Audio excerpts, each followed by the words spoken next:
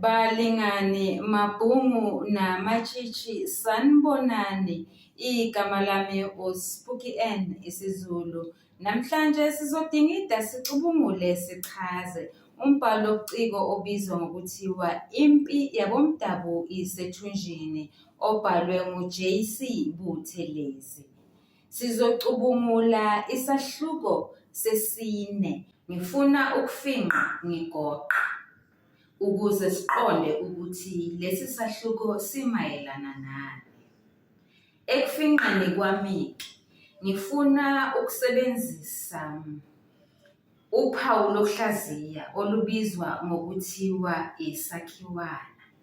Siyini isakhiwana? Isakhiwana yindatshana ngaphakathi kwendaba enkulu. Isakhiwana-ke naso sizothinta okuthathu okuyilokhu: isethulo, umzimba nesiphetho. Isethulo salesi sakhiwana naso sithinta okuthathu okuyilokhu: umlingiswa omkhulu nenkinga abhekene nayo, isizinda kanye nesisusa sodweshu. Ubani-ke umlingiswa omkhulu oqavile ovelele walesi sakhiwana? uMatiloni Mngadi. Ubhekene nenkinga yokuthi kukhona indaba emthunukayo, indaba yokuthi izingane zikaLinondo azivunyelwe ukuba zisondele nazo zize kwabafana eMlazi zizoncela. Inkinga uMatiloni Mngadi abhekene nayo iyiqeda nya intshisekelo yokudla. Zizathu zini eziqinisekisa ukuthi okwangempela uMatiloni Mngadi ungumlingiswa osemqoka walesi sakhiwana? Yilezi ezilandelayo ezivezwa umbhali ekhasini lama-47. Esokuqala umbhali usibeka ngalolu hlobo: ukuba uPopu bethathe lezi zingane ezimbili, ikhaya belizokhula, kwazise ibusisiwe leyo ndoda emgodla wayo ugcwele abantwana. Isizathu sesibili, umbhali ongumlandi osebenzisa umlingiswa onguMatiloni Mngadi ubeka ngalolu hlobo: ukwamukela izingane okungezona ezakho kuwumusa nesihawu esiwudondolo lwempilo. Isizathu sesithathu, ukwamukela izingane okungezona ezakho uzikhulise njengezakho kuyindonya eyiguma kuzivunguvungu zasemendweni. Isizathu sesine, kuhle ukwamukela ingane okungezona ezakho ngoba lokho kuba isibusiso sakwakho. Ake siboneke ingxenye yesibili yesethulo ebizwa ngokuthiwa isisusa sodweshu. Kwakumkhathaza uMatiloni Mngadi ukuthi nakhu ozakwabo badla izidikidiki zokudla kuze kuchithwe emigqonyeni kadoti, kodwa zibe zilamba izingane koshowe. Ngakho-ke isisusa sodweshu ukuthi bathatha ukudla bayokuchitha emigqonyeni, kanti indlala ibhokile kwezinye indawo. Indawo ebaliwe la indawo ebizwa ngokuthiwa iShowe. Siyazi nathi ukuthi impaphala iseShowe. Ingxenye yesithathu yesethulo isizinda. Isizinda naso sethula okuthathu. Okokuqala sethula indawo. Lapha kuselawunji lapho omathiloni bahlangana khona ukuze bakwazi ukuthiba indlala. Okwesibili okuthinta isizinda noma okutholakala ngaphansi kwesizinda isikhathi. Lesi sikhathi samanje kunawomathiloni, kunamalawunji. Nempucuko ikhona ngoba omakotshana sebenalo izwi noma banalo ilungelo lokwala ukwamukela izihlobo zakubo kamyeni wabo.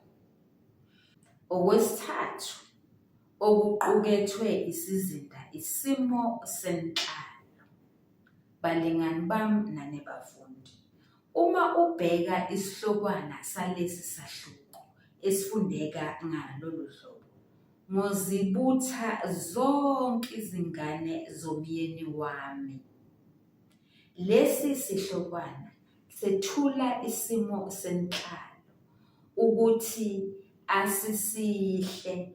Ukhona lona onikezwa iseluleko ngoba engenzile kahle, ngoba ehlulekile ukuthatha izingane zomyeni wakhe, okuzingane angazizali kodwa okuzingane zodadewabo abazitholele ekhaya base behamba beyokwenda bezishiya ngemuva.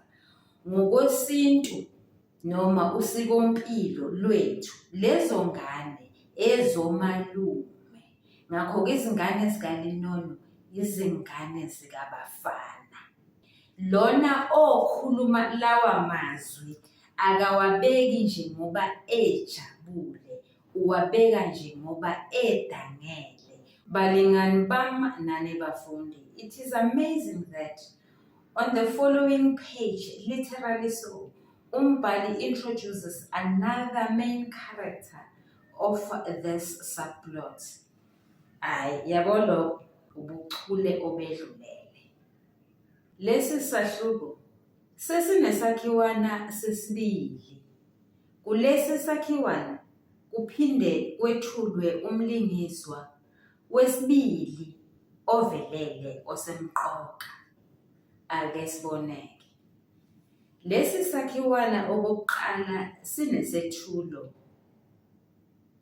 sinomzimba, sinesiphetho ngoba kufanele kube njalo vele. Mhlambe sophinde sibone nokuthi lesakhiwana sokuqala esiqeda ukukhuluma ngaso manje sinawo yini umzimba, sinaso yini isiphetho. Angizukusho manje ngoba ngihamba page by page. Ake sibone ukuthi ku page 48 sitholani. Lapho sithola isethulo. Isethulo sethu siqalisa ngokwendlala ulwazi lwaphambilini.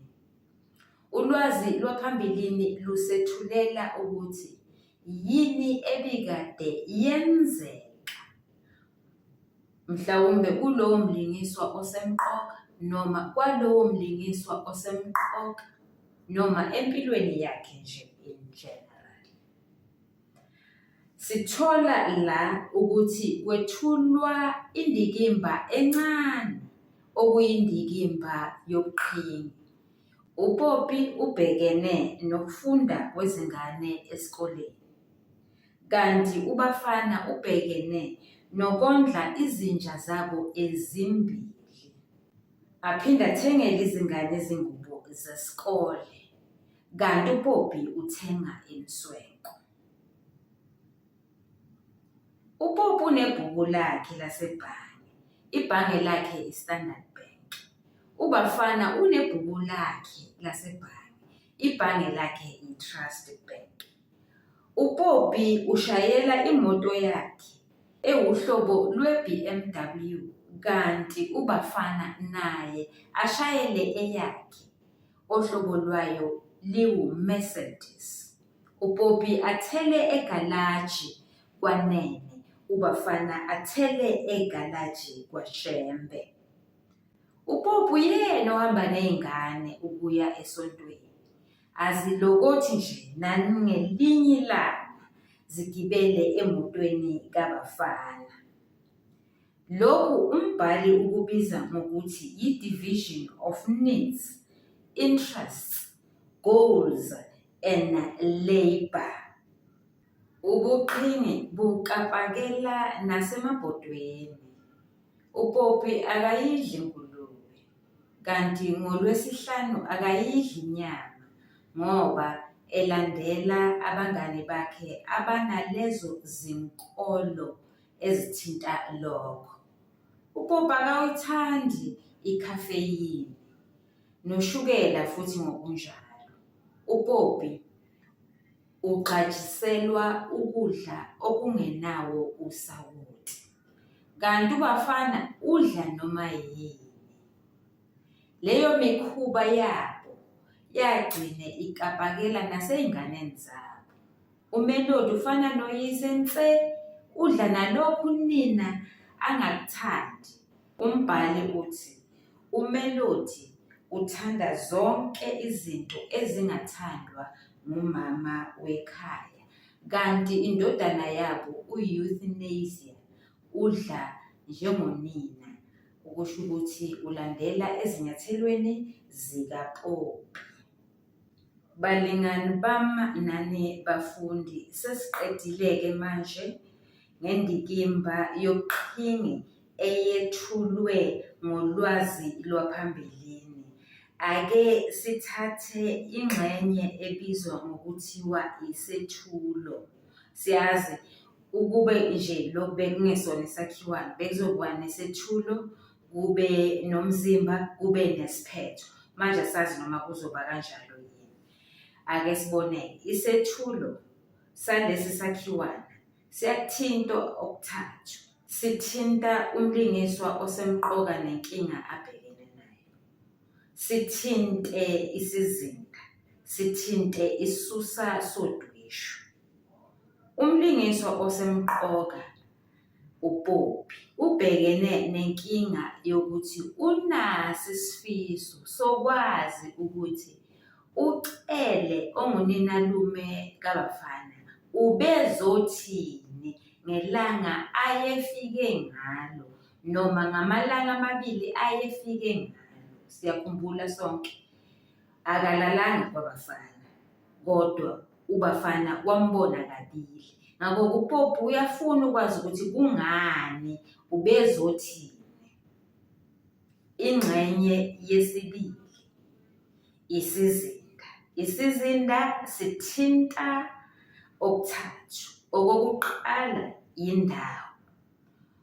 Umbhalo usitshela ukuthi uBafana ubedilaya esitulweni, uPoppy ubesocingweni e-ofisi lakhe.